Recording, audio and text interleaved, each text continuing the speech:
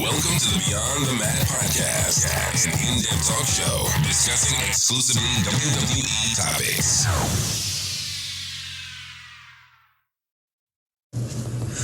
My name's Rick Boogs, and I came to rock with the Beyond the Mat podcast that is beyond the M-A-T-T podcast.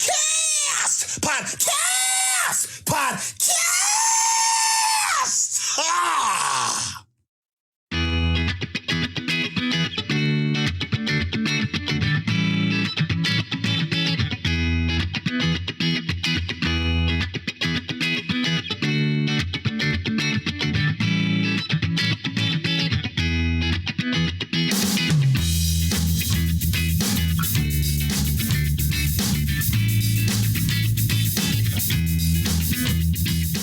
All right, welcome to Beyond the Mat podcast. It is May 24th, 2022. We're here for the weekly fix. Kyle is absent tonight. I hope you're doing all right, Kyle.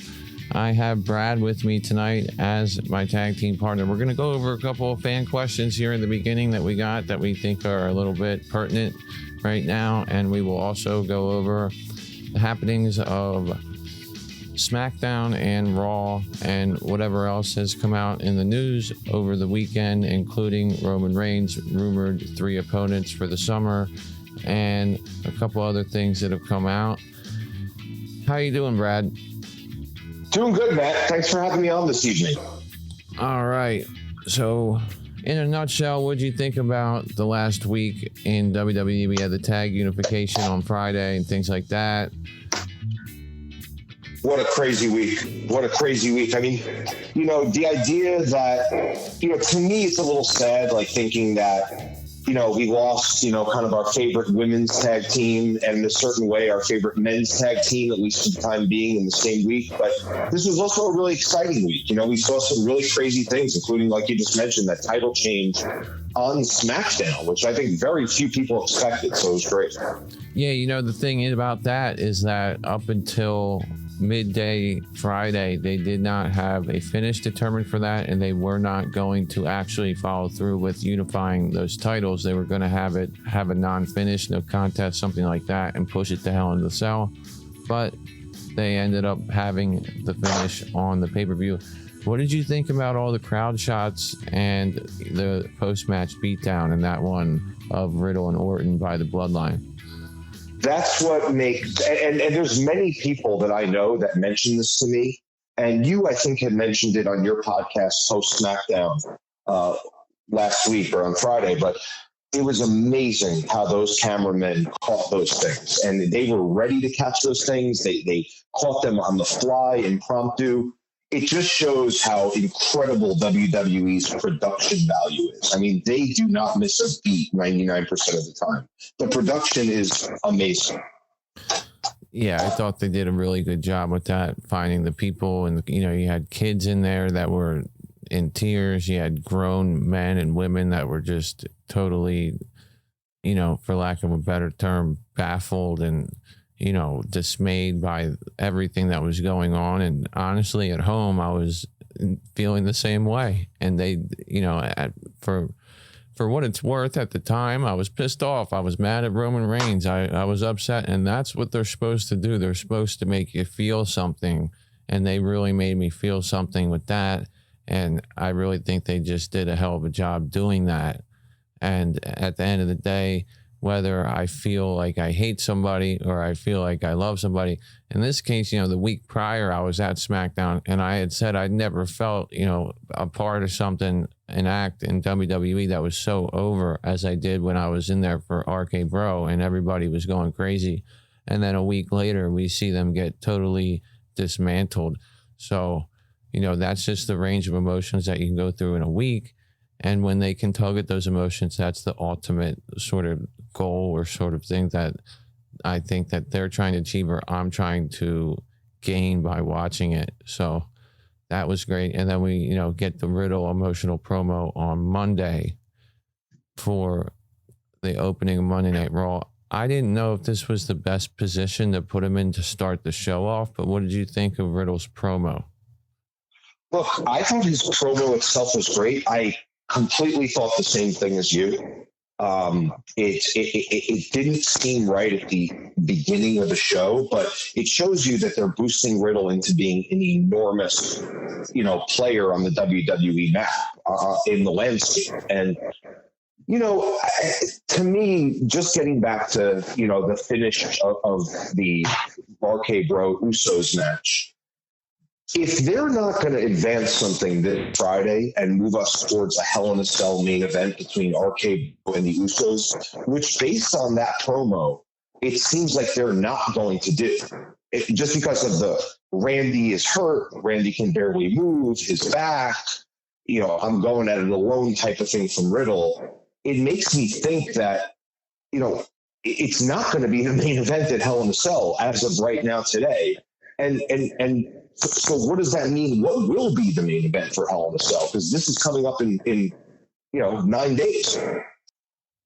I don't know. Hell in a Cell main event. We got the Raw Women's Championship match, triple threat: Bianca Belair, Becky Lynch, and Asuka, which we found out after the main event on Raw, which we'll get into in a minute.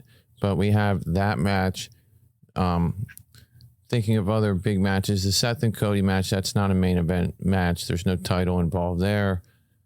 I always did think that regardless of what happened in the SmackDown match, whether the Usos won, whether RK Bro won, that this match would end up in the Hell in the Cell and would end up, with the Usos winning at Hell in the Cell with no interference because they won this with interference.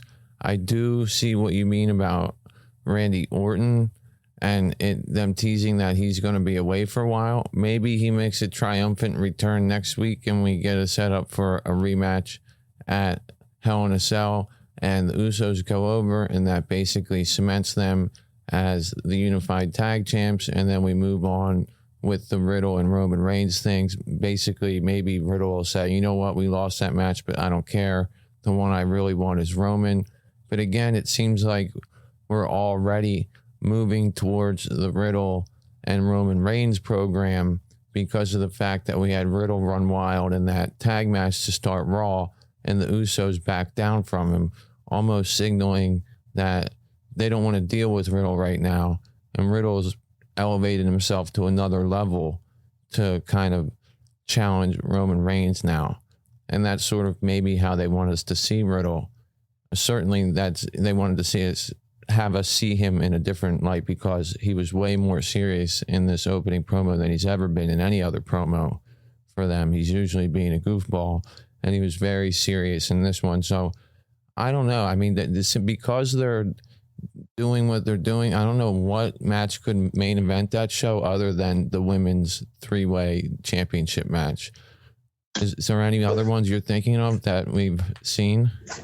No, and you're right, but about the women's tag team or the women's three-way, but that women's match doesn't feel like it's had enough build for people to really get invested in it. I mean, when's the last time that you can remember that we had a typical episode of SmackDown or Raw that didn't end or begin with either the Usos, Roman Reigns, or RK Bro? Because I cannot remember one. I really can't remember one over maybe the last 6 to 9 months. Maybe I'm missing one, but the point is we're going to have a pay-per-view that doesn't include RK Bro, and it doesn't include the Usos, and it doesn't include Roman Reigns. Is very strange, and I do not feel like Bianca has been positioned in a way that allows this to really feel like a main event, that match. Because Bianca hasn't been featured as prominently as you'd like to see her featured. Yeah, I mean, all we've seen is the Bloodline opening and closing shows, or RK Bro opening and closing shows. I don't understand why Bianca Belair has won the Women's Raw Championship. She's, not somebody who they hide from promos. She's not a Ronda Rousey behind the mic. And as the homegrown talent who's now the champion, who's been through all this stuff and went through the whole program with Becky Lynch and all that, she's a new big babyface champion, very young. You would think that they'd have her prominently featured to open Raw at least once or twice a month. and also be in the main event. And just thinking of this last episode of Raw, why not have Bianca Belair open the show, welcome us to Raw, and then in the process of that, you have Becky Lynch interrupt that promo. Maybe the promo is all about how she's going to beat Asuka at Hell in a Cell. Becky Lynch comes out, says, hey, wait a minute, I deserve to be a part of that match. I never got my rematch against you. Asuka comes out and says, you didn't get through me. Whatever else Asuka says, you know, I'm not going to get into her character flaws, in my opinion. And then Pierce comes out and says, you know what? We'll have that match tonight between Becky and Asuka. And if Becky wins, it becomes a triple threat. Boom. You get your main event set up and you get your face of the company, Bianca Belair, featured on the opening of Raw. I understand the importance of Roman Reigns and Riddle and why they needed to have Riddle come out here, especially after that big match on SmackDown. But to me, they could have gotten that accomplished in the second hour or something like that. They didn't need to lead the show with it. What do you think about the positioning and the pacing of Raw, you know, with those two things in particular and just with the show in general? Well, this Raw, and I'm not a WWE basher by any means. I love a lot of the stuff that they do. I love almost everything they do. But this, to me, felt wrong, not leading with a Bianca. And the show seemed to take a different pace because you started with the Riddle promo. So if you started, again, bringing out Bianca, the crowd goes nuts because it's the first thing they're seeing. They're live on television. They know it. They're excited. No matter who they brought out there, they would have gone nuts. But especially your champion, who happens to be, other than Austin Theory, your only champion on this brand now, right? You don't have a tag team champion. You don't have a WWE champion. So all you have is Bianca and Theory. Yeah, and Theory was supposed to be in a program against Mustafa Ali on Monday, but for some reason that got nixed, and I'm not sure why. But then, yeah, the only real exclusive Raw champions you have is, I guess, the 24/7, if you want to call it that.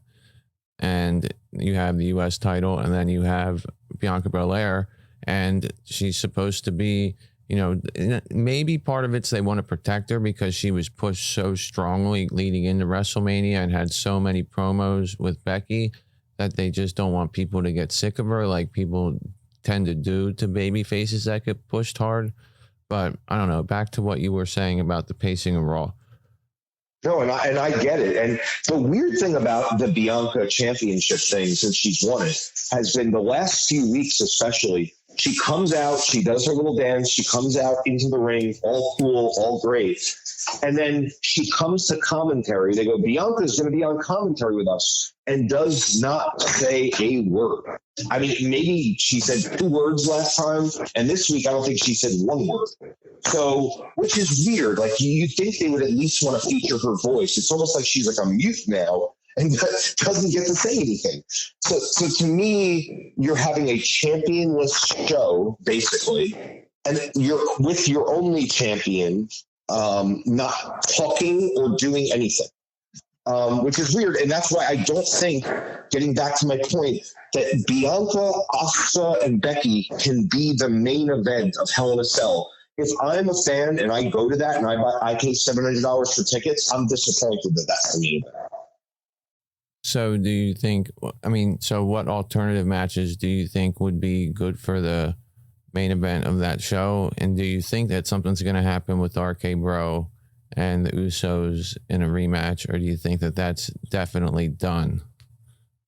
Well, after Friday, I thought 100% you were going to see that's bullshit. Roman cheated. He interfered. We lost our belts. We demand a rematch with no interference possible because it's in a cell. And that's immediately, boom, your main event for the pay-per-view. And also a good stipulation to utilize from a television perspective why Roman's not there. Oh, he's barred.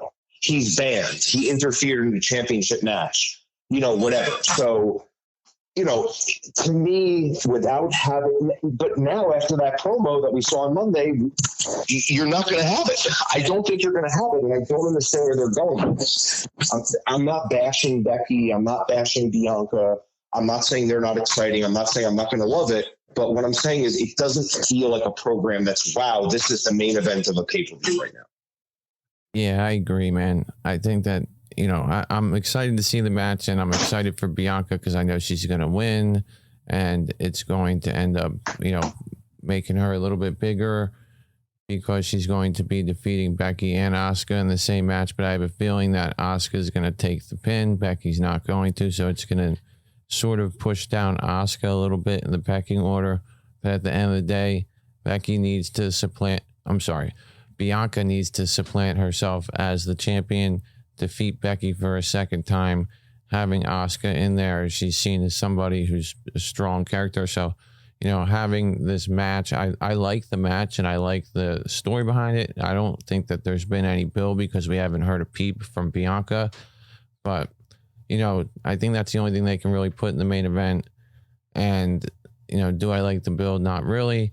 But I don't know what other matches are worthy of that main event other than the tag match rematch if it happens, but we're not getting anything about that. And I agree that it would be the perfect thing to have in the cell because it ended with an interference. I'm not sure what the story is with that. And of course, the piece that you said about how we know Roman's not going to be there, so he's not going to interfere anyway, so you might as well put him in the cell. But we already know there's going to be one men's Hell in the Cell match. That's Cody and Seth. I think that they're only going to do a men's and a women's Hell in a Cell match. So of all the women's Hell in a Cell matches, before we go to our first break, which are all the women's matches that could be at Hell in a Cell pay-per-view, I don't want to miss Hell in a Cell, the pay-per-view, with Hell in a Cell, the actual match, because, it's already confusing. But of all the women's matches we have possibly for Hell in a Cell, the pay-per-view, which do you think could be inside the cell? I'm so sorry, Matt. Am I missing something? What other women's matches are there? Because I was under the impression that there was supposed to be Ronda versus Sasha Banks. Obviously, that's not happening. I don't know what other women are even competing in this, let alone worthy of being in a cell where the feud is that hot and that intense. I have no idea what Ronda's going to do. Well, I set you up there. I set you up there because there hasn't been any other women's matches announced except for that one. And then Ronda's supposed to have a match, but we don't even know who her opponent is and if they're going to replace Sasha with somebody. But it was supposed to be Sasha and Ronda, not going to be. So there may be a Ronda Rousey match, and then we have this one. Which of the two would you think would belong in a cell? Well, certainly not. I mean, to me, Hell in a Cell is a match where it's reached a fever pitch. Seth and Cody, a la. You could even say, as not interested in it as I am, I don't hate it, but I'm not like super invested in it. You could say Omos and Bobby Lashley has reached a fever pitch, quote unquote. Like, I don't think that any women's match that they're going to be setting up on Friday or possibly Monday is going to reach a fever pitch. Maybe if Bayley comes back and challenges Ronda this Friday and then next Friday something crazy happens, they can put it in a cell, but I can't imagine what else it would be. Yeah, I don't see anything being worth the sell, man, on the ladies' side. Not to put down the ladies' wrestling. I think the ladies' wrestling in WWE is fantastic, and I wish there was more of it. But you know what I hate the most, man? What? I hate ads. I hate listening to podcasts and there being ads. Don't you? The worst. But the best way that you can avoid them is to join Patreon just for $1 and you'll get everything ad free. So are you a patron, Brad? I know you are. Of course I'm a patron. And I'll tell you, that was a very smooth transition. Yep. And we're going to take a break here and be right back as we take our first break, and then we will talk some more about the week in WWE. The Beyond the Mat Podcast. We'll be right back. Welcome back to the Beyond the Mat Podcast. All right, Brad, we are back, and And the other thing I wanted to talk about with SmackDown is we had Gunther out there with Drew Gulak in a squash, and then he tried to attack Gulak post-match with the Boston Crab, and Ricochet ran in. Looks like we're going to have a feud between Ricochet and Gunther. Seems like they're moving in the direction of Gunther being the Intercontinental Champion. That's one of the things that I was calling for a couple weeks ago. How do you feel about this Gunther and Ricochet situation? You know, this is the type of thing that I would love to see on this pay-per-view. Ricochet versus Gunther. We have 2 weeks, 2 Fridays to set it up. I would love to see this as a match on the pay-per-view. I can't remember the last time the Intercontinental Championship had a spot on a pay-per-view. I think it would be a great match, a great contrast of styles. You know, the big guy versus the high-flying little guy. I think it is a perfect thing, and it's a perfect way to elevate Gunther if he wins it into the spotlight of like, wow, we now have a legitimate person in our hands. This is not just an NXT call-up. This is a big man who's here to stay. Yeah, I agree. It would be great for Gunther. I think that he's worthy of the championship. I think having big guys like him with a guy like Ricochet who can create, the bigger the guy, the more movement you can create around him, the better match you can get. With a guy like Omos, they're trying to have Lashley play the speed game, bring movement around and make it interesting. It's working out okay, but honestly, it's not that great. And part of that's Omos. You know, a guy like Veer, big monster, they got him working with Mysterio, another cruiser that can move around and do a lot. And I think that this matchup, Ricochet and Gunther, is perfect. They could produce an outstanding match. You know, I've seen Gunther have an outstanding match with Mansoor. Just imagine what he can do with somebody like Ricochet. So I'm here for that feud. Sad to see Ricochet lose that Intercontinental title. You know, he came out to make that save the other night and he didn't even have the title with him. Does he even carry the belt around? What's he doing? Weird. I agree. I noticed that too. You know, Gunther, not to get too off topic here, but Gunther and Raquel Rodriguez really just seem very parallel to me on the men's and women's side. Obviously, one's a heel, one's not, but you know, the power, the strength, the recent call-up, the whole thing, I just see a very big parallel with the two of them because, ironically, they couldn't be more different as people. But it's really interesting to see those two taking such a prominent stance or such a prominent placement on SmackDown, you know, partially because of injuries, but nevertheless. Yeah, I'm a fan of Raquel's too. I thought that she looked good in her match the other night. You know, it was only 3 minutes long, but that's, you know, they put her in a spot at the top of the hour right after the RK Bro backstage promo. So it was a spot where people were going to be tuned in to see it, you know, theoretically. And I thought that she did well in that match, did well the week before with Rousey. Do you think that we're going to move in, you know, sort of fast track to Raquel versus Rousey if we don't see a return of Bayley because we need an opponent for Rousey? Where do you see them going with Raquel in the immediate future? Oh, going with Raquel, who knows? It could go in so many directions. It could be a Natalia, something as weak as like sort of like a Natalia feud, and it could be something as good as like a 3-way for the SmackDown Championship. I don't know. I don't see her facing Ronda again right now, just because, you know, they're both, you know, they want them both to be liked. Babyface doesn't really work as well on a pay-per-view, in my opinion. What I would do if I was WWE, just getting back to your prior point, prior to the commercial, I would start this, and I don't think they will, but I would start this women's tag team tournament. I would start it with 8 teams. I would get 4 of the matches out of the way. 5 of the matches out of the way, and that 6th match for the tag team championship, I would have at Hell in a Cell. You'd have to throw it together really quick, but that would be a big, if Vince wants to do it, a big FU to Sasha and Naomi to say, hey, we're not featuring the tag team championships. It's our women's Hell in a Cell match for the tag team championship. It would be a great, I mean, you know, you'd have to include some NXT teams for sure, but if you did it properly, you could have 2 matches on SmackDown, 2 matches on Raw, you know, another semifinals match on another 2 semifinal matches on SmackDown the Friday before the pay-per-view, and Sunday have the stipulation that the two finalist teams are in Hell in a Cell for the Women's Tag Team Championship. I would love that. But with Raquel, I have no idea where they're going with it, man. No idea. Yeah, I don't know what they're going to do with the Women's Tag Championship tournament thing. They haven't even, let us know about any of the teams. It's definitely going to involve NXT teams. What I've heard is it'll involve NXT teams, but they won't be permanently brought up to the main roster. They will just be there for part of the tournament. That'll happen on TV. I don't think they can get it all together before Hell in a Cell. If they do, that'd be impressive. But I think, honestly, that Nikki, ASH, and Doudrop are going to be the next women's tag champions because they were involved in that six-pack challenge match that got canceled or walked out on, whatever, however you want to view it.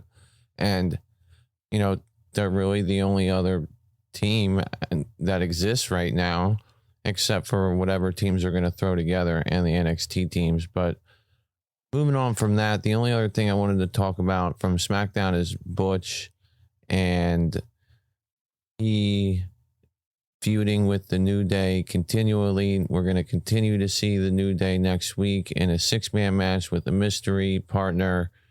Pretty sure it's telegraphed that this mystery partner is going to be Drew McIntyre. Do you have any interest in this feud at all still, or do you think it's cold? You know what? I'm telling you, mark it down. This is going to exceed expectations on Friday. I really think it's going to be more interesting than we think. I think adding this mystery person, the presentation of the mystery person will probably come across very well. And it will kind of, equalize the situation in terms of 3 versus 2. Now it's 3 versus 3. And I just have a weird feeling it's going to come across well. That might end up leading to another Hell in a Cell match between these groups, which I don't know if we really need. But I do think this is going to come across well. All right. Well, it'd be nice to see it surprise. New Day's had great matches before. If they have a guy like McIntyre in there, it can be good. I think people are, very stereotypically critical of Butch and his character and things like that. I think Butch does great work in the ring, and he's doing great work with what they're giving him. And, I'm not really against Butch or Sheamus or Holland. And I think last week, not Kofi, but Xavier actually presented himself like in a way that was somewhat likable, as opposed to the trombone playing nonsense, goofy stuff we normally see. If we see more of that out of the New Day, I'm fine with seeing them doing stuff. The last thing on SmackDown that I wanted to just address very quickly was the Happy Corbin segment. It felt like he was saying things that were almost directed at Sasha Banks from Vince McMahon, saying, you had to listen to your boss, something like that. And I paid for the steak that you eat. He was obviously directing this at Madcap Moss in the promo, but the words sounded like they were more directed at Sasha Banks. Did you think that was the case there, or do you think it's just a coincidence?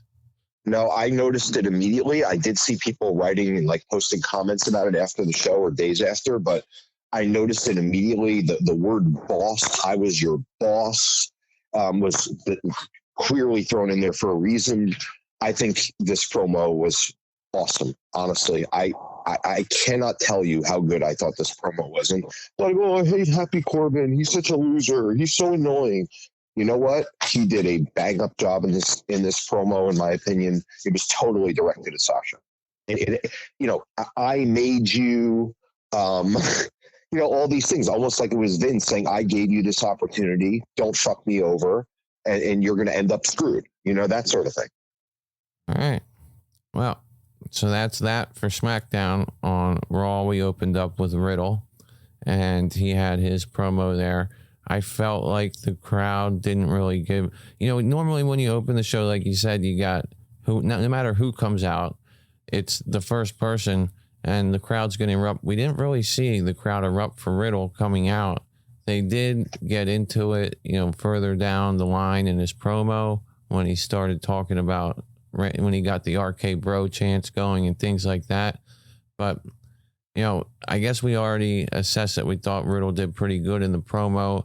So we'll move on to the match. What do you think of the match with the Street Profits and Riddle and the Usos having Zayn there? How do you feel about, just where they're going with Riddle and Riddle as a singles competitor moving forward? Or do you think he's believable? And do you think he's presented that way? Do you think he has work to go to get there? Very believable, very good. He definitely can carry himself. I mean, the match itself, it was a good match. It was just so meaningless that, to me, I was like, well, what's on the line here? Especially after the last match that we saw in WWE was the most important match. Going to this, it kind of felt like a little bit of, okay, nothing's on the line. It's the Street Profits. It's Riddle. Okay, whatever. Sami Zayn, fine.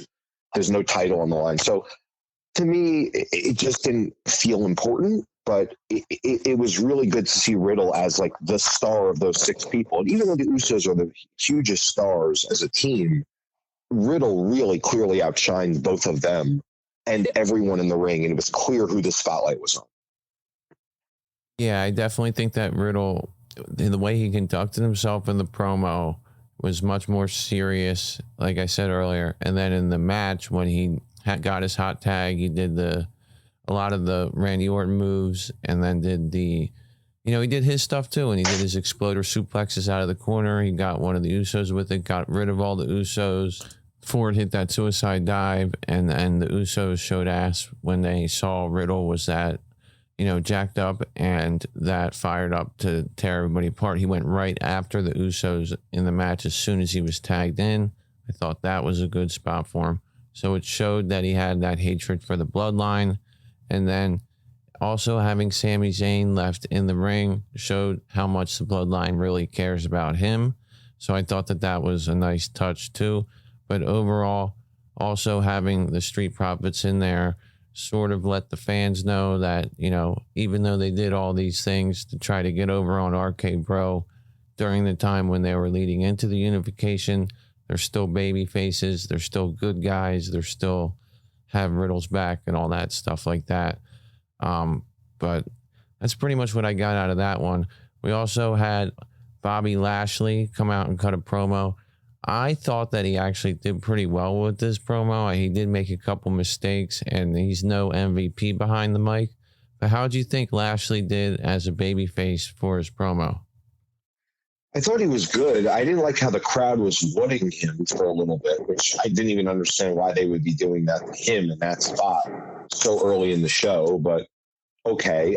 By the way, I thought this was the worst crowd that I've seen on a Raw in a very long time. Very long time. They would stand up, but they wouldn't cheer. They were very quiet, in my opinion. I don't know. It just didn't seem like a really that excited of a crowd. Especially for a city where WWE doesn't come too often. But regardless of that, I thought Bobby did a good job. I thought he was, very likable and very sort of, engaged in what was going on with Omos. He seemed pretty passionate about it. I thought he was good. So how do you feel about Bobby and MVP? How do you feel about MVP in the ring? It looks like that the stipulation for Hell in a Cell is going to be a handicap match. So it's going to be MVP and Omos taking on Bobby Lashley. How do you feel about that? The match ended in a DQ. So it was a little bit stupid the way that it ended, but whatever.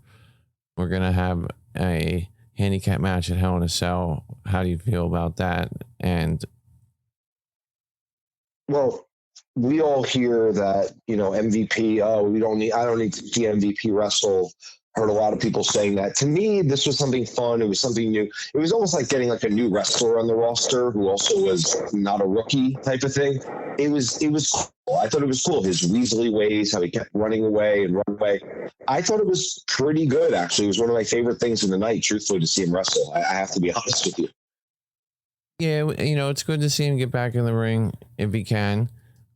He's not probably... I just think he's so good at a manager that he doesn't need to be a wrestler to do this. But, I'm not that interested in the Omos and Bobby Lashley stuff. But, and I just think that Bobby Lashley with his promos, he does a good job when he gets energetic and he gets real intense. But when he's trying to remember scripted lines, he flubs up and messes up all the time. And I think he's one of those people where if you focus on where his mistakes are, you're going to think his promo is bad. But if you just focus on what he's trying to say, it sounds fine. MVP, he's kind of right in what he says, that you never did anything till I was with you and stuff like that. Bobby Lashley didn't really achieve a lot of the things he did until MVP was with him, but that's beside the point. Having them in this match offers another way to protect Omos in this feud. But geez, I don't know who is going to benefit from winning or losing this. If Bobby wins, okay, he won a handicap match, but then that buries Omos. And if Omos wins, it doesn't do anything good for Bobby, who's supposed to be one of their big baby faces they're pushing. So I just feel like that this feud's hurting Bobby Lashley in the long term. How about you? Yeah, I totally agree with that. And one of the weird thing is that normally a steel cage ends a feud, and they had the steel cage match on Raw, and then next week it was all right, we have a new challenge for Omos and Bobby Lashley. It just, to me, it seemed like it should have ended with the steel cage, not continued on. And I don't know where this goes from here or why it would need to go further, but I guess there's nothing else for Bobby to do right now. I mean, maybe when Kevin Owens finishes up with Ezekiel and this finishes up with Omos, maybe those two get together, Kevin Owens and Bobby Lashley. I mean, I don't really know where it goes from here beyond this with Omos. So to me, it's kind of dead in the water right now, and it's not too engaging. But I think that's kind of where we're at with it. Yeah, I agree with you. Now we'll move on from that because there's not much more to say about Lashley and Omos. Judgment Day had another promo tonight. Right now, currently 3 members. Edge inviting more members on. I felt like this. Last week I was starting to come around on Judgment Day. I liked what they were doing. I felt like Edge did a good job behind the mic. Then this week we got Priest out here telling everybody to rise. Everybody listened and did rise. And then he continued to tell them to rise, rise, rise. And, he's not terrible behind the mic. Then we get Rhea Ripley on the mic looking like she's reading off a teleprompter. And then Edge gets on the mic.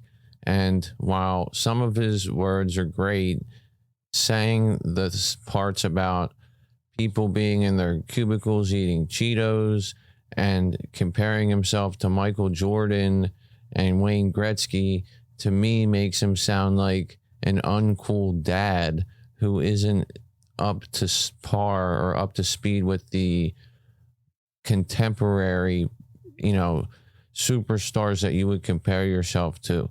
You know how many people I know when I mention Michael Jordan, they don't even know who the hell I'm talking about.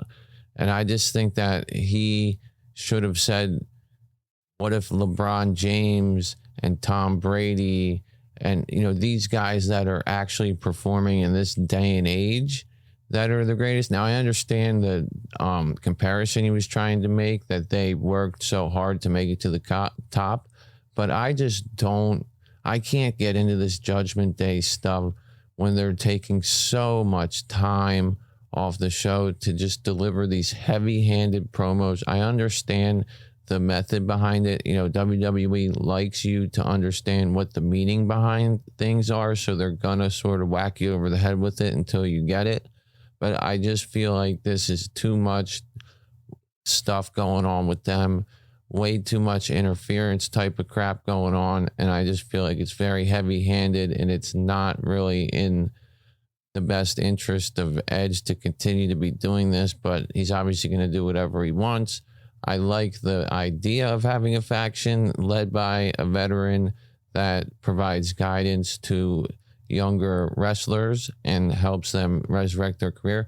It is rumored that the next member is going to be T-Bar, Dominic Dijakovic, and I think that's going to be it for their members for now. I don't think Ciampa is going to end up joining it, even though we've gotten that tease and that rumor over and over again. That may still happen, but I think it's going to be T-Bar as the next member.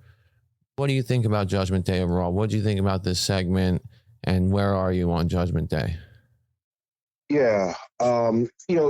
When Edge talks about the Cheetos and the Wayne Gretzky and all that stuff and the crowd, and, to me, the whole thing that makes the Judgment Day thing appealing is this incredible sort of evil sense that you're supposed to get from them. And when he's talking about things like that, it doesn't make him seem evil. It just makes him seem like kind of an asshole.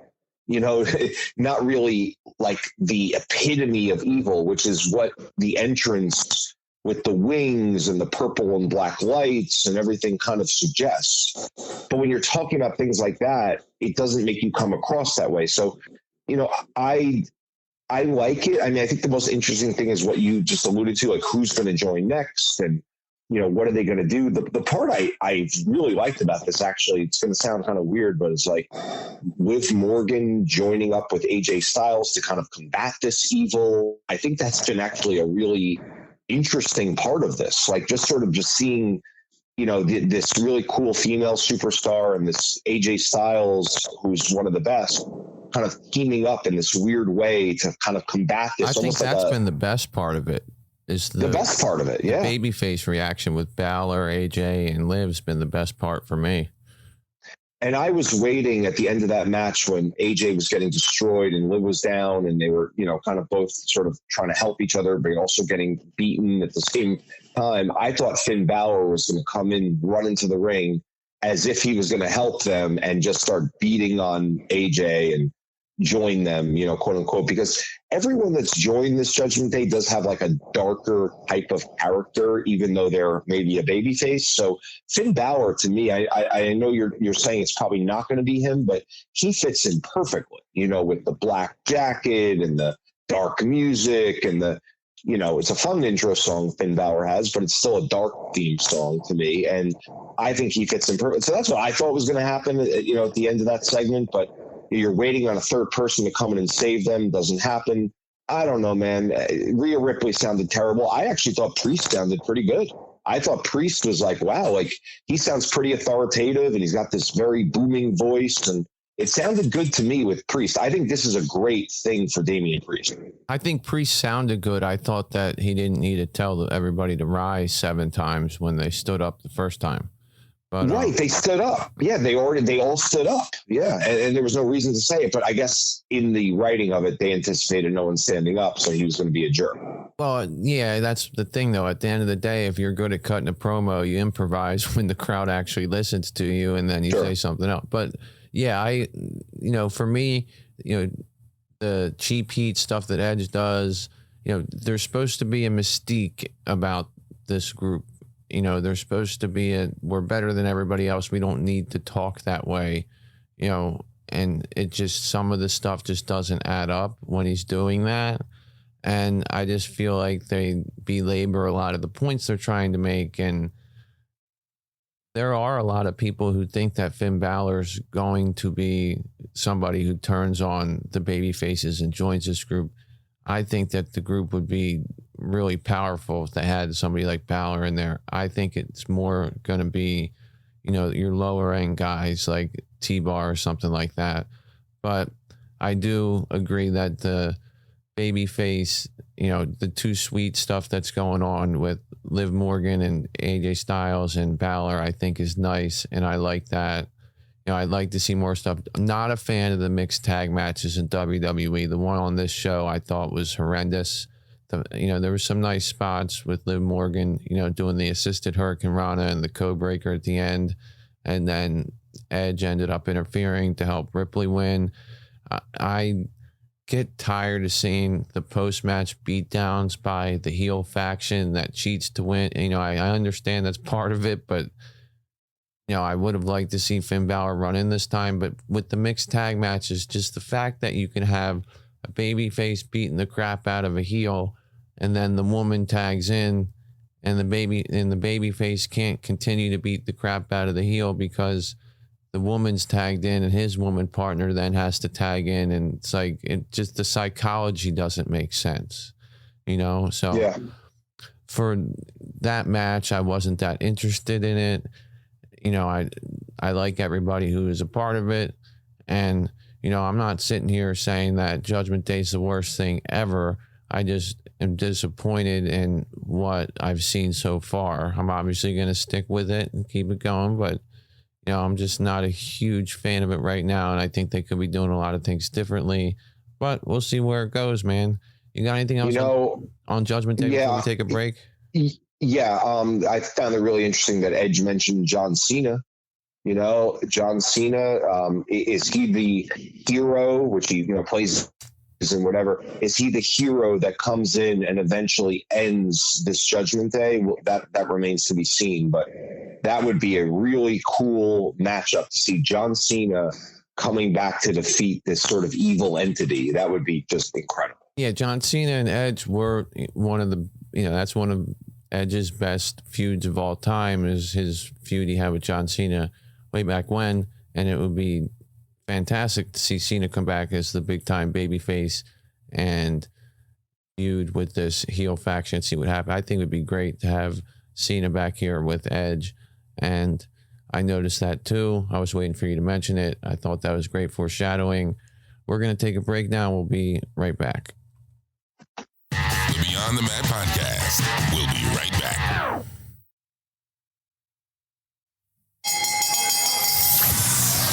Welcome back to the Beyond the Mat Podcast. Alrighty, we're back here for the weekly fix on the Beyond the Mat Podcast. We are now past Judgment Day. We are going to talk a little bit about King's Court with Veer. What do you think about Veer in the King's Court segment and the Mysterios running in? I may be in the minority. I really like the Veer segments. I know a lot of people don't. I like him and I like the segments. I do think there's something to it. And this was the one time where I felt like all of these squash matches that we were seeing, they were kind of interesting, you know, and I did not mind this King's Court. I didn't really understand why they needed to get Jerry Lawler involved. That I did not understand at all. Like, what was the point of that? It could have been, you know, Kevin Owens could have had a KO show introducing Veer. They didn't need to bring him in, but he's just native to that area. He's done a lot of stuff when they do stuff in that area. And he also, it's just a vehicle to have, you know, like you said, KO show would be a way to get Veer to talk, just a way to get Veer to talk. And Jerry can be a good antagonist, you know, with his stupid jokes. So that's basically what they just gave him something to do there. I thought with the segment, you know, the stuff with Veer's from in fine. He's just not ever going to be more than a mid-card, you know, stereotypical heel, which is fine. And I like the way that they have done the in-ring interviews with the jobbers before he basically destroys them. And I don't understand why he would be afraid of Dominic and his son, but that's the only thing that I don't understand, is why this guy like Veer, who's a complete animal, you know, before his squash matches, he just dutifully stands there in the ring and waits for the bell to ring, when normally, you know, he's ripping people apart and doesn't care that the bell rings to end the match.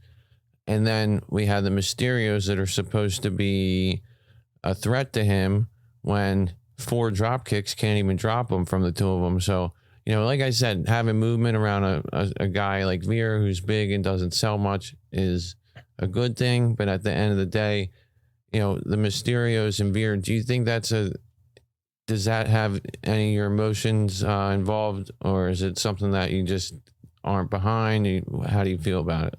No, it doesn't have any of my emotions involved as a feud, but I do think like seeing them in the ring against each other does have some sort of, you know, interest to me. What I would do if I was the writers with Veer, honestly, I would just humanize him, but still make him a total dick and a monster. But I think this sort of savage act is not the thing that's going to get him over. I mean, if Veer the reason I say that is because Veer was saying in his promo, he's like, you got to respect, Rey Mysterio, but his son Dominic is holding him back, or he's the one I have a problem with, whatever. Like, to me, if you're that much of an animal, you don't have respect for anyone. Like, you almost like he wouldn't even know to have respect for Rey Mysterio if he's his character. So to me, like, I would make Veer like almost like just a human who's an animal, like, someone that you could kind of relate to, but he's just really angry and flies off the rail type of thing. And I know that he's articulate enough in real life and well-spoken enough to do something like that. I just wish that's the way they portrayed him and not as a savage. Yeah, they portray him as a, 80s or, sort of indie promotional, local promotion heel, their big heel that they have, that after the show, you'd see him at the local diner at the, bar drinking coffee or whatever, talking to people normally. He just doesn't come off as a guy who's this savage killer. And with that, with the character that they have him in, do you see him going any further than just being like, where are they going to go after the Mysterios? Do you see anything after that? No, but they're going to have to do something with the character. Like, they could have him as a guy who totally loses his cool. Almost the role that Damian Priest had before Judgment Day, where he was this, this guy who just lost his mind, and then, then he just can't stop. He gets disqualified, and he fights you after the bell, and he's just nuts. But like, I think that's the perfect role. Almost like it should have been put on him and not Damian Priest initially. But yeah, man, I just don't love the character and the way it's being portrayed, but I really like Veer. I think Veer's actually terrific. Yeah. Or can be terrific. I think one of the reasons he's portrayed, well, what it is he's not, the best at selling. He's not the best in the ring, a little bit green there, but he's very powerful. He has some good things about him, has a good look. So if they dress him up this way and cosplay him as this type of character, that's what they feel is working for him. I don't think it has any longevity to it. It can work in this feud with the Mysterios, but I agree with you. They need to change it. I thought this segment with the Jerry the King Lawler was, they could have did something different with this. It was kind of a waste of time. We had Alexa Bliss next against Nikki ASH. Nikki ASH held up okay in the match, but ultimately Bliss won with the Twisted Bliss. Nikki ASH was a little bit, a little bit too braggadocious when she would get the upper hand, and that would give Alexa Bliss the window to take care of her. Didn't see much of Dewdrop after the match, telling Nikki ASH just to, get serious or whatever she's been telling him lately. So I don't know what's going on with that whole thing. But we did see before the match, and this is the more important part, Alexa Bliss in her promo said, Nikki ASH dresses up like a superhero and I just carry around a doll, but sounds kind of weird when you say it out loud, but whatever, that's what it is.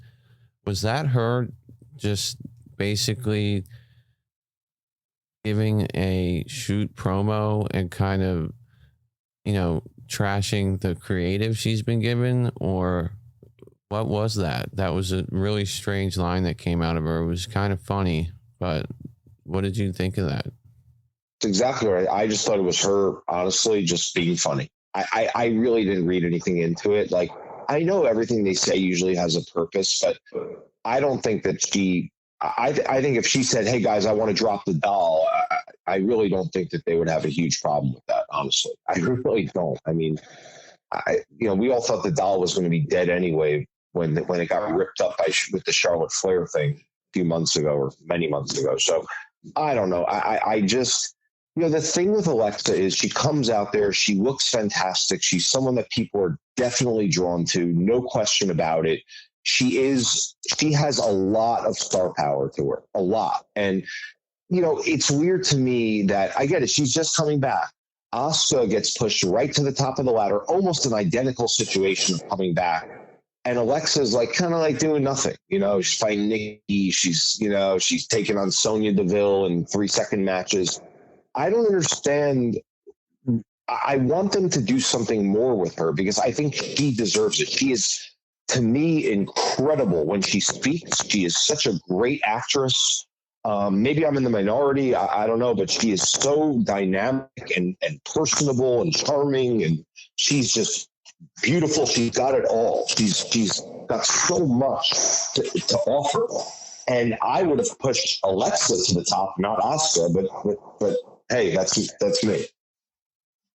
Yeah, I agree. She's outstanding. I think a lot of fans would agree with that as well.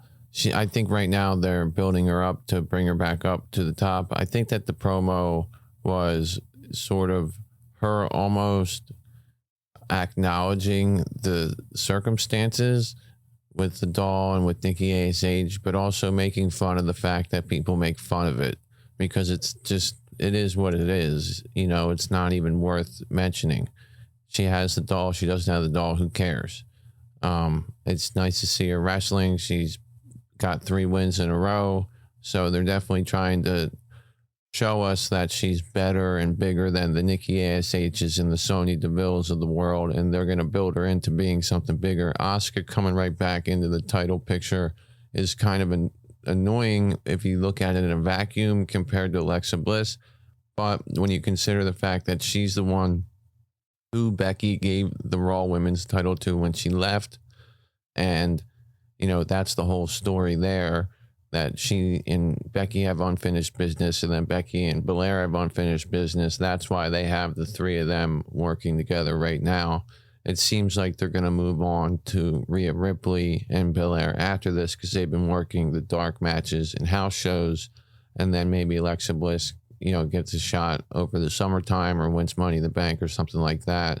But she's definitely somebody I think that needs to be featured prominently because she is definitely all the things you described: a star, a great actress, she's beautiful, and she has good in-ring abilities. And not to mention, another thing that they could do with her is they could involve her in this women's tag team tournament, and she could form a tag team with Liv Morgan or whoever they feel like putting her with, and she could be featured that way as well. I don't know. But, you know, moving on from Alexa Bliss, you have anything else on Alexa Bliss? I mean, one thing that you could say about Alexa is that she just got pinned, I believe, by Bianca 2 months ago or 3 months ago at Elimination Chamber. So, you know, she was kind of involved in that just as much as Asuka was. I mean, Asuka, I get it, you know, a year and a half ago or whatever it was with whoever. I just feel like they could have put her in that situation rather than Asuka. But again, it didn't happen and it's not what's happening. So we'll move on. All right, so next up we have The Miz and Cody Rhodes. I feel like The Miz is a guy who is an excellent heel character. He knows exactly what to say in his promos before the match to get the crowd to boo him, to hate him, and cheer for whoever he's fighting against.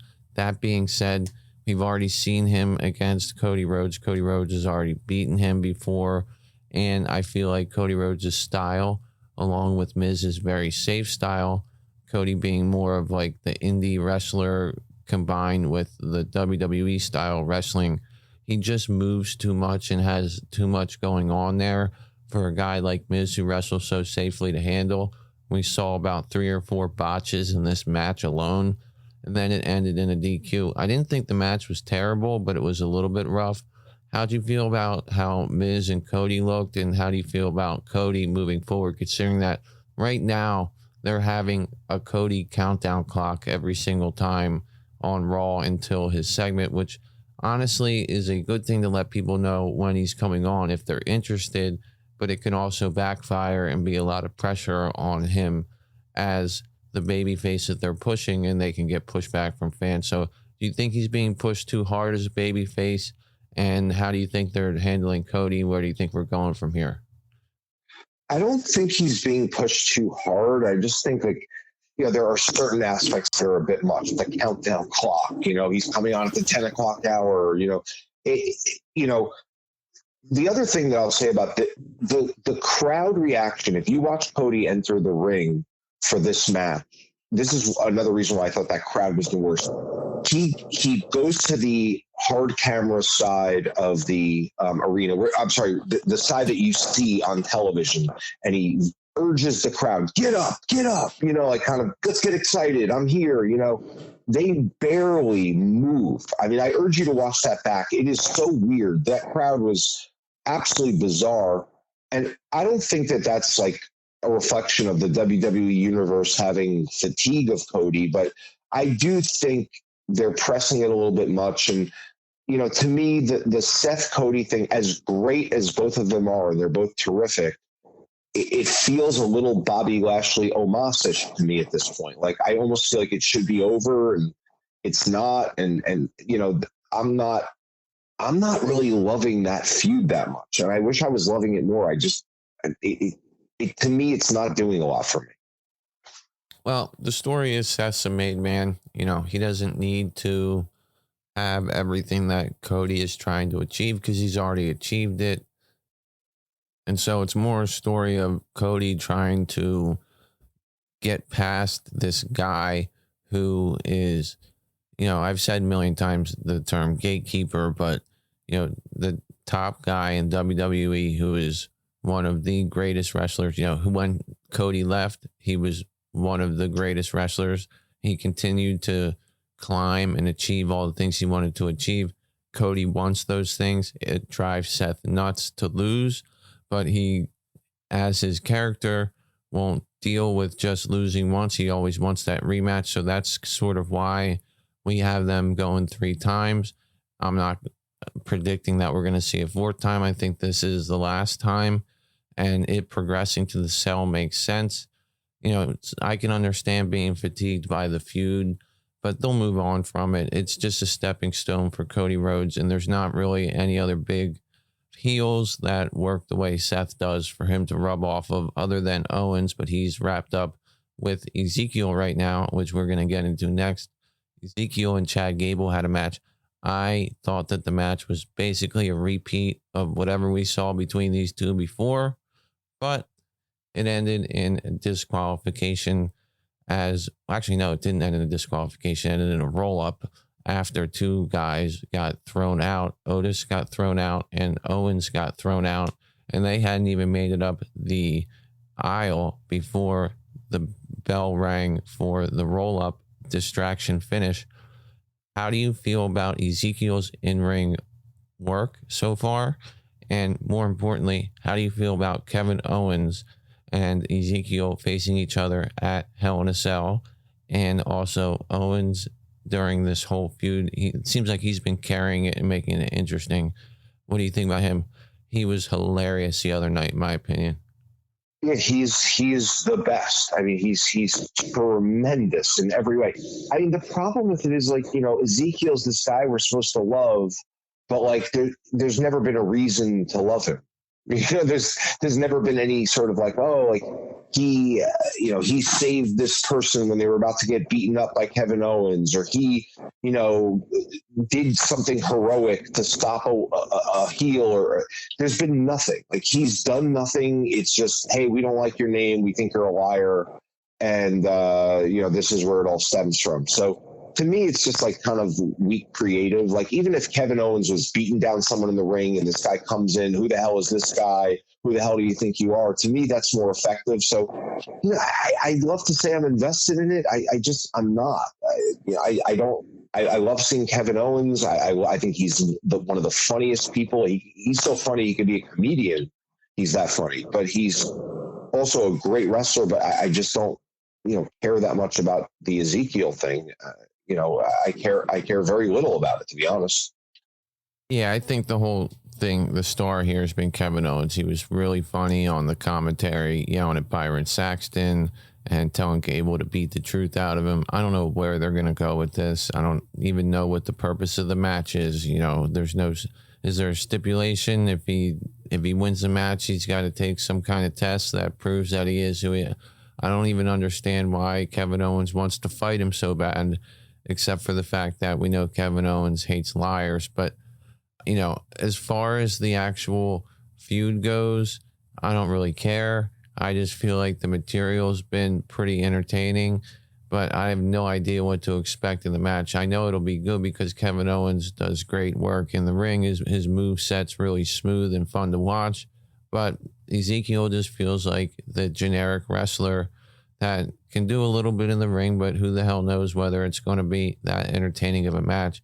I'm not really that excited for it, but I am excited to see where they end up going with this, because they got to figure out something at some point. They have to either drop the accusing him of being Elias, or they need to have Elias and him appear at the same time or do something. I have no idea what they're going to do. I don't even want to predict it right now. But as far as this feud goes, I can't say that I'm that interested in it other than the humorous aspects of it. You have anything else on this one?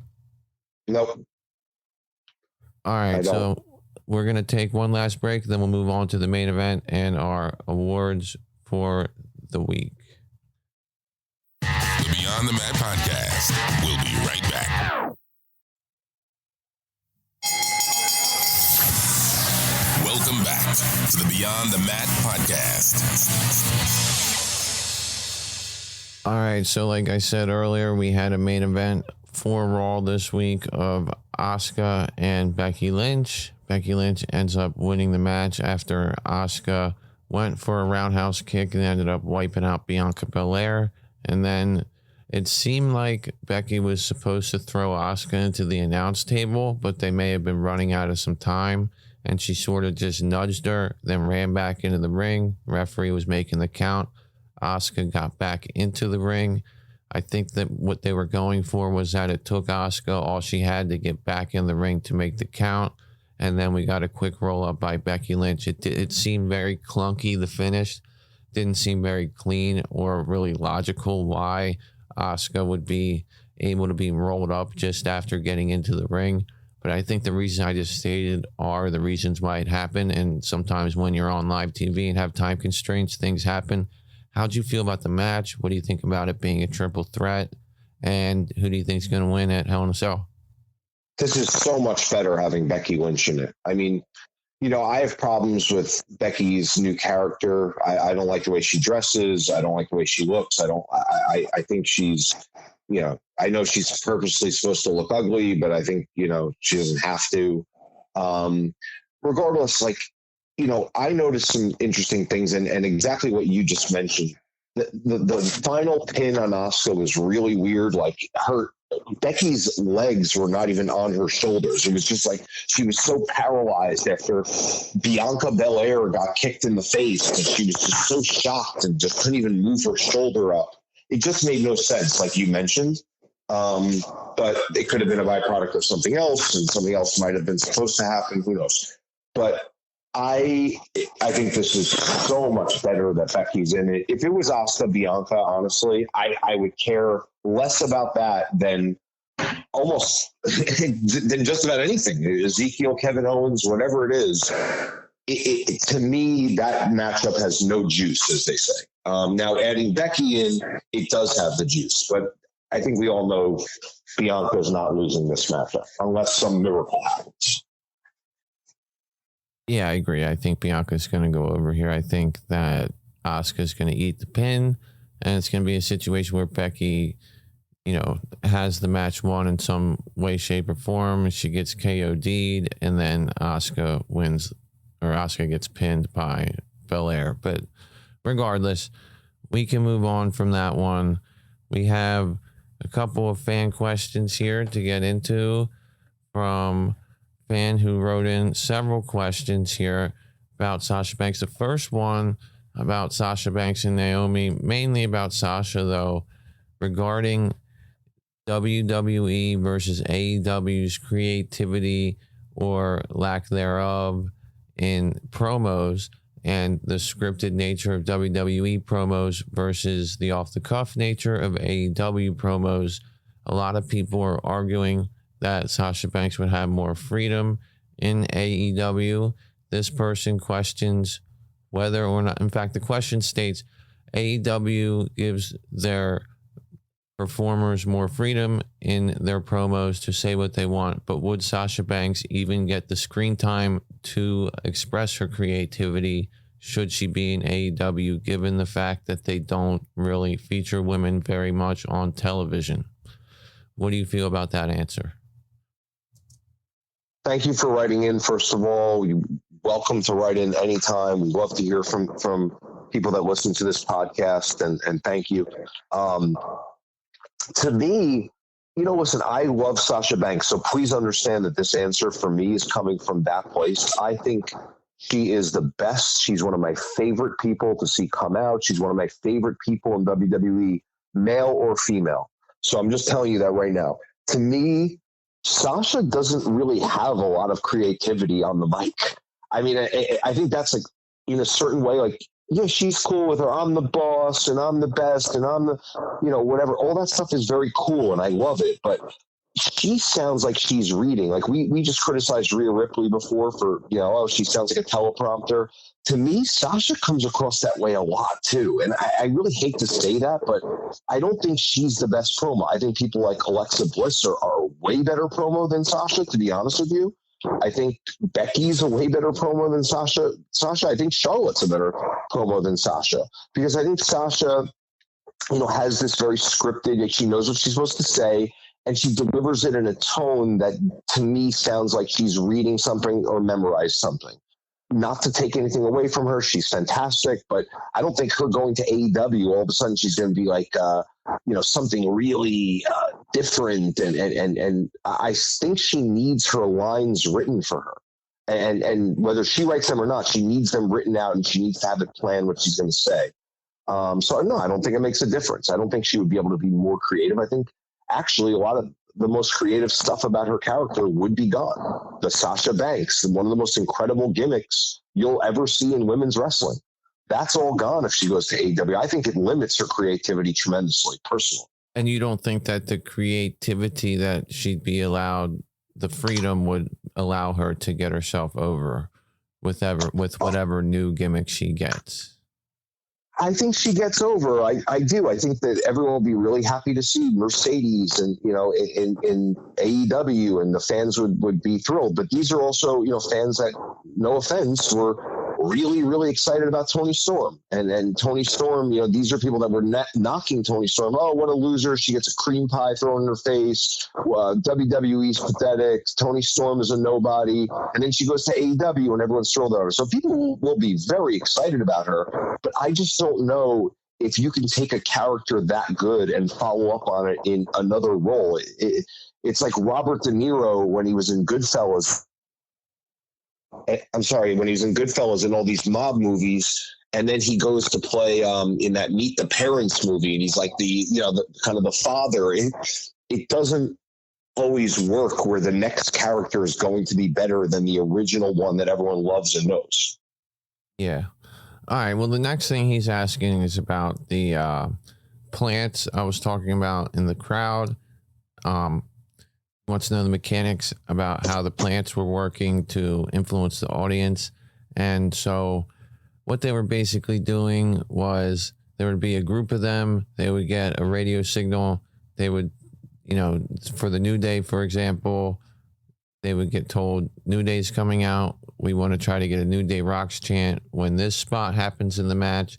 And then the group of plants would then separate and try to start chants in different pockets of people, and then hope that the different pockets of people would catch on and that would become a bigger pocket of people. But there would always be some sort of communication before it would happen based on the ones that I was nearby and sort of paying attention to.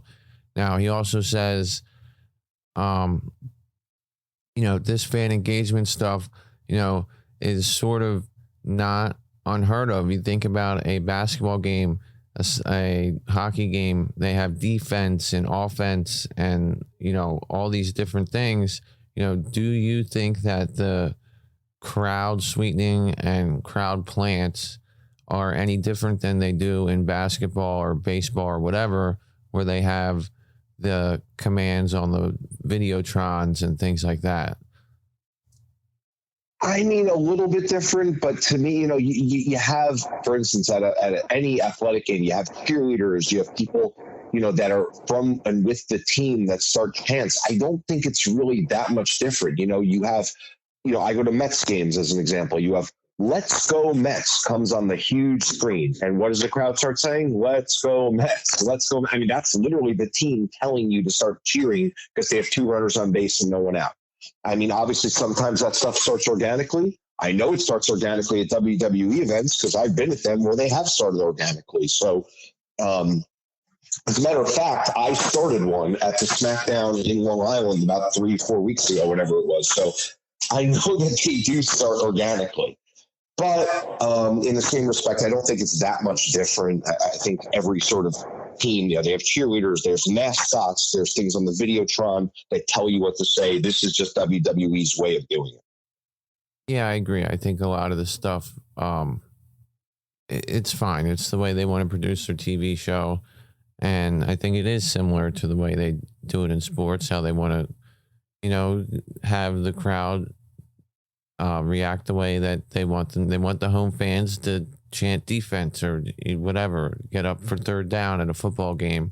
And it's, it makes sense that they would want to do this on WWE, especially it being live television. So, you do obviously organically want your heels and baby faces to generate the heat that they're supposed to, but at the same time, you have to have ways to help that along. And there's always been different ways of doing it, for the last 30, 40, 50 years. It just depends on the technology, I think, the way that they do it. And it's a great question from your listener. And, to me, an even better comparison because of what you just said, Matt, this is a live television show. Let's not forget. It's when Oprah, maybe Oprah, been off the air for many years, but, the Maury Show or any of these shows, The View, it doesn't matter which one you're talking about.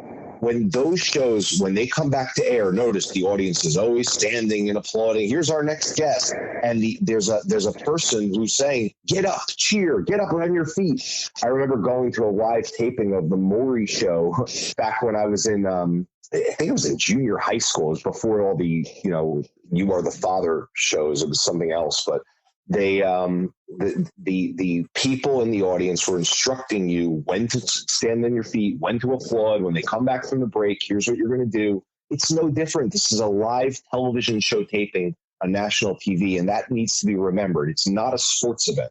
It's a television show. Well, yeah, that's the thing that I always, it's just like a sitcom or SNL or whatever, but at the same time, because they're doing shows in such big venues in front of live crowds, they do need to have the ability to create those reactions and emotions from people live on the spot without them being prompted for the most part. But the adding into it with the post-production noises and the plants in the crowd and the whatever, I think is all fine if it makes the overall product more appealing, and I don't see any reason why it doesn't. So I'm okay with it, and I think it works. We're gonna get into our awards for the week right now. I have mine written out, and I will ask you what yours are, Brad. Just give me one moment to pull them up. All right, so first off, we have best match. I went with the tag unification match on SmackDown. What did you have for best match? Same, RK Bro Usos. All right. Best match. Sweep it on up to the worst match. I had Nikki Ash and Alexa Bliss. Ooh, that's a little bit of a tough one for me. I can't give it to that one. Worst match to me, you might find this surprising, but I thought Cody Rhodes and The Miz. I did not like that match. I did not enjoy it. Look, it's kind of hard to call those two guys who were fantastic the worst, but to me, that was not a good match. Well, given the standard of Cody and, Miz is a veteran, I would expect better. They were botching stuff all over the place. Best promo, I thought Riddle's emotional promo to open Raw was actually the best one, even though I didn't feel like it was in the best spot. What do you think was the best promo? Best promo, I'm actually going to give to Paul Heyman opening SmackDown on Friday night. I thought that was really a terrific table setter and really liked it. Yeah, the Bloodline did do a good job with that one. That is a good pick there. Worst promo I felt was Judgment Day. What'd you have for that one? I also believe it was Judgment Day, but the Rhea Ripley portion of the Judgment Day promo to me was the worst. All right. So we sweep Judgment Day. Worst segment or moment for me was King's Court. I just don't think that we need Jerry the King Lawler out there with Veer grunting at him. It's like you say, like the Veer whole gimmick isn't terrible, but what they're doing with it is kind of silly. I don't mind the squash matches, but why have Jerry the King Lawler out there cracking dad jokes and him not getting torn apart by Veer, because that's what Veer should do in his character. But anyway, that was my worst segment. What did you feel was the worst segment? Oh, worst promo was, and I believe if I'm getting my weeks mixed up, please forgive me. I think there was something backstage with Asuka where, look, to me, she was just acting like a complete moron, and every week they do this crap with her saying Becky's a baby, and her with the broken English. Couldn't understand it. She's screaming, being really wild, but I mean, I actually was so embarrassed by it. I had to fast forward through it. I couldn't watch it. Okay, so for best moment, I had Cody getting beat down, Seth taking the belt from the kid, and then Cody returning the belt to the kid after coming to, and then him having the promo on top of it, indicating that he's beaten down and hurt a little bit going to this match. And that's another thing about this third match, is that Seth has gone so berserk that he's gone as far as attacking Cody to hurt his knee or his back or whatever. And so part of the story going to this match is going to be Cody selling an injury. And so that's, a little bit what makes it different. But I felt like that belt part and then him cutting the promo backstage, that was the best, moment of the week. For me, even though it was a moment I didn't like to see, the best moment, like just in terms of being intrigued, was when Jey Uso put Riddle through the table.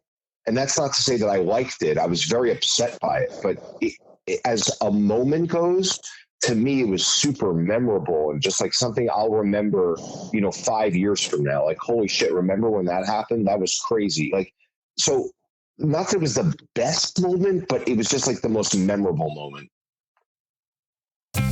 All right. And then for best line of the week, I had Kevin Owens saying, "You are a liar, Saxton." And basically everything Kevin Owens said was gold. But for the best line, I had when he was calling Byron Saxton a liar when Saxton was attempting to call Ezekiel Elias. What did you have for best line?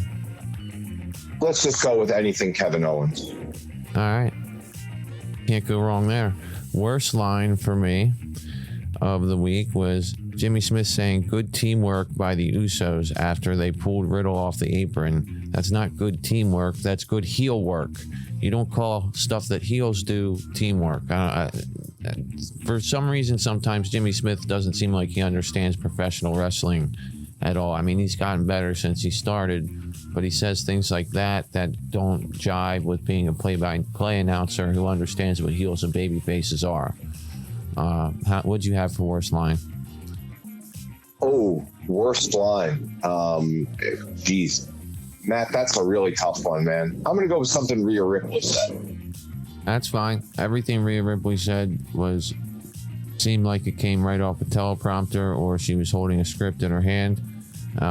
Worst dressed, I had Nikki ASH because of the fact that I want her to have a costume change. She continues to wear that superhero costume. What'd you have? Oh man, I want to say something like Happy Corbin, but look, man, the guy's wearing a $12,000 hat. You can't, you can't say him. You gotta go with Nikki ASH. I mean, she looks like a fool. Yeah. So, best dressed, I actually am going to go a little bit against what a lot of people probably think. I'm going with Doudrop because I felt like Doudrop came out there looking like a badass with her leather jacket, and she had different ring gear than normally. It wasn't just like that plaid looking stuff. It was more of a tight leather sort of gear that, you know, wasn't too revealing, obviously, because she's a bigger lady, but I felt like it was just really, you know, cool new look for her. I like the way her looking like that. You know, they need to get Nikki ASH looking like that. So I thought that that was a nice surprise to see Doudrop dressed like that, even though we didn't see her much. You know, obviously, you know, somebody like Alexa Bliss really is more deserving of that award, but I am just giving it to Doudrop because I'm grading it on a curve. Who'd you have for best dressed? I was going to say a tie between, I thought Bianca looked terrific coming out there, and Alexa Bliss looked fantastic. Yeah, they both looked really good. Best move for me was the assisted Hurricane Rana by AJ and Liv, which they delivered to Rhea Ripley. What'd you have for best move? Ooh, it's to me, it's got to be, you know, again, Jey Uso flying off that table with that elbow. All right, and then worst move for me was the botched sunset flip by The Miz on Cody Rhodes. What about you? There was 3 or 4 moves in that match which were really messed up, and which is why I gave it worst match. So I think, you know, it has to be one move out of that match, which was one of the ones you just mentioned. All right, we'll go with the Cody cutter, just so we're picking 2 different things. All right, best acting I felt was Becky Lynch. Bliss was very funny and basically a shoot style interview, in my opinion, mocking the creative. But Lynch, I felt, was really well in acting when she was, you know, acting as desperate as she was, and you can just see the gears turning in her head, just the way that her facial expressions. So I really like the way Becky Lynch is doing the acting backstage. How about you? Becky was terrific. You're right. I'm going to give it to Riddle because he was so out of his element in a certain way and really delivered for his individual promo. All right, not a bad choice. My worst acting choice was Veer. What about you? Ooh, I gotta. Can I say Rhea Ripley again? Terrible. That's fine. You can say Rhea Ripley as much as you want. But that does it for our awards section. The one thing that I did want to touch on tonight is that we have heard that Riddle, Orton, and Drew McIntyre are the next 3 opponents for Roman Reigns, and that Cody Rhodes will follow thereafter pretty shortly. In my opinion, Cody Rhodes will be a champion, but I don't think WWE is going to make him a champion by beating Roman Reigns. We also have a match rumored for WrestleMania with The Rock and Roman Reigns. So my question for you is, does having a match with The Rock and Roman Reigns at WrestleMania make the meaning of Cody versus Roman less important, number 1? And number 2, do you see Cody defeating Roman Reigns, or do you see somebody else defeating Roman Reigns and then Cody defeating them to get the championship that he's seeking?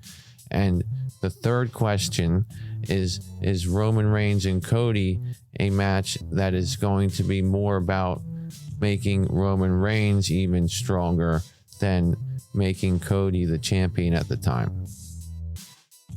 Okay, my prediction for this whole thing is that Randy Orton is going to win a championship off of Roman Reigns.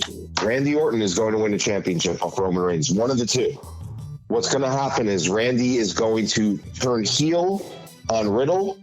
They're going to have some sort of feud, and Randy is going to come out of that still as the champion, with Cody Rhodes taking that belt off Randy. That is my prediction. I hope that I'm wrong in a certain way, because I don't, but I can't see, like you said, I cannot see them allowing Cody Rhodes to be the person that beats this incredible homegrown star in Roman Reigns. Yeah, somebody that's homegrown like McIntyre or Orton will beat him, and then he'll beat them. I do think he'll have a feud with Reigns while Reigns is champion, but I think Reigns is going to win that feud so that it further supplants Reigns as this monster super champion that nobody can beat, even beating the big baby face that comes in from another company. A lot of people don't think of it that way. A lot of people are just thinking, who's going to beat Reigns? It's got to be Cody. They're pushing Cody. Well, they're pushing Cody, and then he could fall to Reigns and then beat him later, or Seth Rollins could beat Reigns and he could face Seth Rollins at WrestleMania again next year for the WWE title and win the title then. It seems like WrestleMania is where Cody Rhodes wants his moment to happen. And like I said, next year we're going to have The Rock and Roman most likely at WrestleMania. Survivor Series is going to be when The Rock makes his return.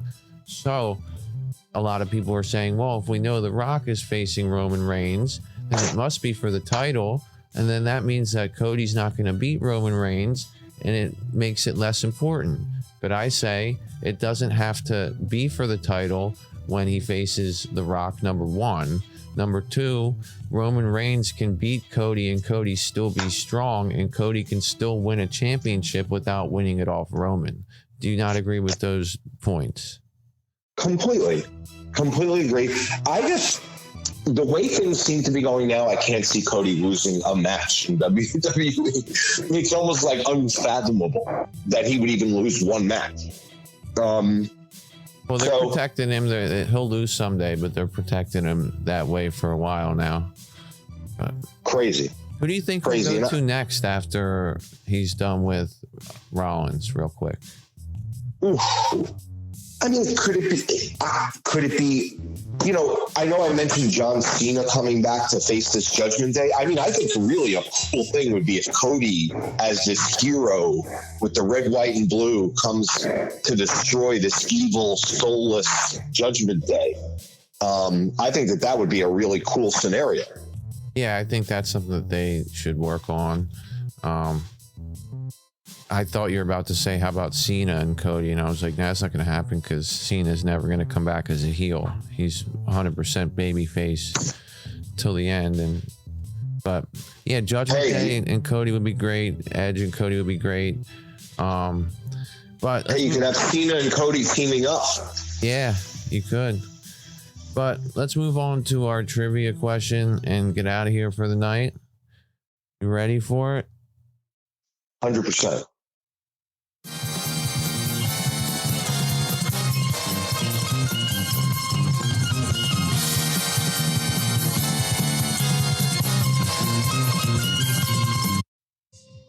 All right, and your question is,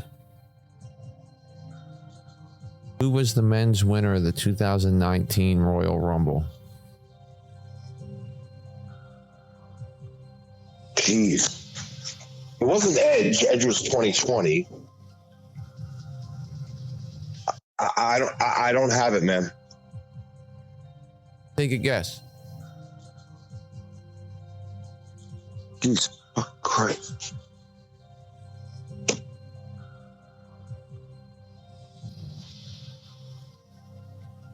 I don't got it, man. I mean, I'm trying to think of someone that was in a big event in 2019. Just think of somebody big right now. Somebody big right now. Seth Rollins, Roman Reigns. Seth Rollins is the winner. You got it right with some help from your friend, but that's what I'm here for. So that's about going to do it for our weekly fix tonight. Thanks for joining me, Brad. Anything you want to say to the listeners before we get out of here? No, let's get excited about Hell in a Cell and then Money in the Bank. All right. Thanks a lot, Brad, for joining us, and we'll see you next time. Everybody, thank you for joining in and listening to the weekly fix with me and Brad. Hopefully you guys enjoyed it, because that's what I'm here for. Remember to like and subscribe on all podcast platforms that we are available on. We are on Patreon. $1 is our lowest tier to access ad-free content and other exclusive content. And you can always follow us on Twitter at BeyondMattWWE and email a question in whenever you'd like to, matt@beyondthemat.com. Until then, I'm going to be hitting the road. But before I do that, I think I'm going to go to the nearest nudie bar and have a drink. Thanks for listening to Beyond the Mat. Remember to subscribe so you don't miss a show.